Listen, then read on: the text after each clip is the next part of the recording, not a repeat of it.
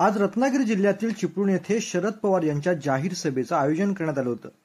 यावेळी व्यासपीठावरती बोलताना माजी आमदार रमेशभाई कदम यांनी चिपळूण संगमेश्वर मतदारसंघाचे विद्यमान आमदार शेखर निकम यांच्यावरती टीकास्त्र सोडले। नेमके या सभेमध्ये माजी आमदार रमेशभाई कदम काय म्हणालेत आपण पाहूया। आपल्या भाषणामध्ये म्हणाले की प्रशांत जाधव पेक्षा तुम्ही स्थानिक उमेदवाराला इथं त्या ठिकाणी निवडून द्या। आता स्थानिकची व्याख्या काय ती पण आपल्याला शोधायला लागेल, कारण आम्हाला माहिती आहे तर शेखर निकम जर समजा स्थानिक म्हणत असतील तर गोविंदराव निकम सातारावरून चिपळूणला आले, त्या ठिकाणी आम्ही त्यांना खासदार केलं, त्यांना त्या ठिकाणी जिल्हा परिषद अध्यक्ष केलं, त्यांना त्या ठिकाणी पवार साहेबांच्या आशीर्वादानं अनेक संस्थांना मान्यता मिळाली।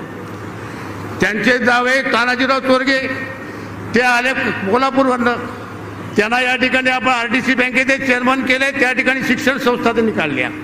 प्रशांत यादवांचा जन्म मुळात चिपळूण मधला खेर्डी मधला आहे, त्यामुळे ते स्थानिक उमेदवाराचा विचार केला तर प्रशांत यादव स्थानिक उमेदवार होऊ शकतो, दुसरा कोण उमेदवार स्थानिक होऊ शकत नाही। आणि म्हणून हा विष प्रचार जो चाललाय लोकांमध्ये, हा विष प्रकार पेरण्याचं काम जे चाललंय ते तुम्ही आम्ही त्या ठिकाणी बाजूला केलं पाहिजे, तुम्ही आम्ही त्या ठिकाणी लोकांना समजावून सांगितलं। तर चिपळूण येथील सभेत माजी आमदार रमेशभाई कदम यांनी केलेल्या टीकेला चिपळूण संगमेश्वरचे विद्यमान आमदार शेखर निकम यांनी सडेतोड उत्तर दिले। माजी आमदार रमेशभाई कदम यांचं भाषण बालिशपणाचे होते। त्यांनी केलेल्या आरोपाचा एक जरी पुरावा दिला तर राजकारण सोडून घरात बसेन अशी प्रतिक्रिया देखील अजित पवार गटाचे आमदार शेखर निकम यांनी दिलेली आहे। पाहुयात नेमकं काय म्हणालेत आमदार शेखर निकम। हे जे काय भाई बोलले ते बालिशपणाच्या वरचं लक्षण आहे, कारण मी कधी कुठेही स्थानिक आणि हे असं माझ्या आयुष्यात मी कुठं बोललेलोच नाही। त्यांनी जर एखाद्या ठिकाणी दाखवावं तर आत्ता राजीनामा देऊन घरी बसायची माझी तयारी आहे। काही बोलायचं जी आहे म्हणून काही बोलून चालत नाही। स्थानिक हा परका हे आमच्या मनात कधी सहन आहे। मी सर्व धर्म समभाव जसा मानणार आहे तसं ज्या क्षेत्रातनं जो कार्यक्षेत्र करत असेल त्याचा आदरही करणारा आहे। त्यामुळे उगाच आपलं खोटं नाटक काहीतरी माणसं समोर दिसली म्हणून बोलणं हे चुकीचं। आमचे आजोबा साताऱ्याचे आपशिंग्याचे आहेत, ते निकमांचं गाव आहे आणि ते मिलिटरी आपशिंगे म्हणून आहे।